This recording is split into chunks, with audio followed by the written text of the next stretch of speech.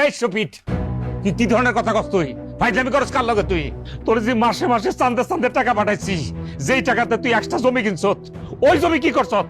তুমি যে টাকা পাঠাইছো সেটা মায়ের ওষুধের খরচ আর সংসার চালাইতে শেষ হয়ে গেছে। তাইলে তুই যে জমি কিনছস এই টাকা কই পাইছস? তোমার বউ তো কইছে আমি বলে কামলা গুলোকে চলি, কামলাগিরি করি, ওই মানুষের জমিতে কামলা দিয়া টাকা জমাইয়া জমি কিনছি। যাও। দেখছো দেখছো কি করে গেল? হ্যাঁ চেয়ারম্যান সাহেব, আপনি দেখেন আমি এখন কই যাবো? কোন আমি কোন জায়গায় যাবো? আমি কাগজ লগে এত কিছু করছি, দেখেন কত বড় বেইমানি কথাবার্তা কইতেছে আমার লগে। তুমি কার লগে কি কথা কইতেছো? হ্যাঁ তোমার ভাই নিজের মুখে কইয়া গেছে সে তোমার টাকা দিয়া জমি কিনছে, সব জমি তার নিজের নামে কিনছে। এখনো বাইরে বিশ্বাস করতেছো? এখনো বুঝতে পারতেছো না সে যে তোমার ঠকাইছে?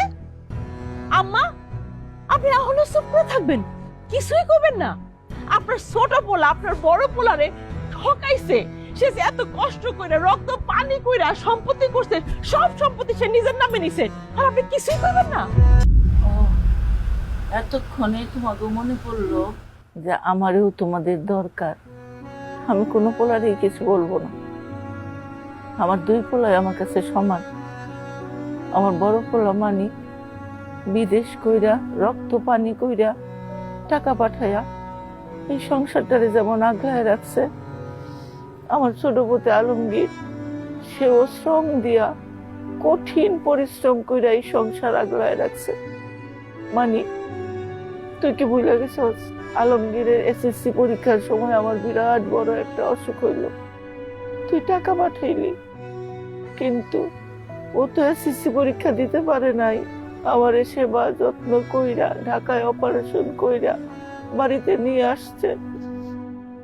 ওর পড়াশোনাটা আর হইল না, খেতে খাবারে কাজ কইরা তোর পাঠানো টাকা যজ্ঞের ধনের মতো আগলায় রাখছে। আমার আলমগীর পরিশ্রম করে এই সংসারটা টিকায় রাখছে। আমি আমার পুত্রের মধ্যে ভাগাভাগি চাই না। এই নাও, সব সম্পত্তির দলিল এখানে আছে। আর আমি মিথ্যা কথা কইছি? আমার নামে আমি কোনো সম্পত্তি কিনি নাই, যা কিনছি সব তোমার নামে কিনছি। আর তুমি যে টাকা পাঠাইছো সব হিসাব এখানে দেয়া আছে। চেয়ারম্যান সাহেব দেখেন।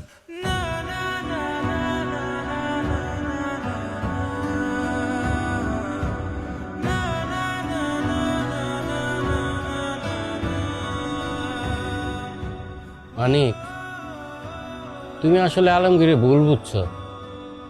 আলমগীর ওইরকম ছেলে না। আলমগীর মতো সৎ ভালো আমগো গ্রামে না খালি